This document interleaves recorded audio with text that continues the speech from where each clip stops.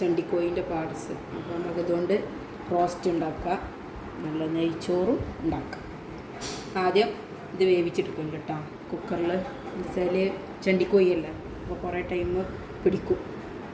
വെളിച്ചെണ്ണ ഒഴിച്ച് ഉള്ളി വാട്ടിയെടുക്കാം. ഉള്ളി വഴണ്ട് നമുക്ക് തക്കാളി ഇട്ടുണ്ട്. തക്കാളി, പച്ചമുളക്, ഇഞ്ചി, വെളുത്തുള്ളി, ഇനി ഇതൊന്ന് വാട്ടിയെടുക്കാം. അങ്ങനെ തക്കാളി ഉള്ളി ഒക്കെ നല്ല വഴണ്ട് വന്ന് നമുക്ക് പൊടികൾ യൂസ് ചെയ്യാം. മഞ്ഞൾപ്പൊടി 1 ടേബിൾ സ്പൂൺ, ചിക്കൻ മസാല, അത് പൊടി. നമുക്ക് പൊടികൾ ഒന്ന് ഇളക്കി കൊടുക്കാം. നമ്മൾ വേവിച്ച് വെച്ച കുക്കറിൽ വേവിച്ച് വെച്ചത് ഒഴിച്ചു കൊടുക്കാം.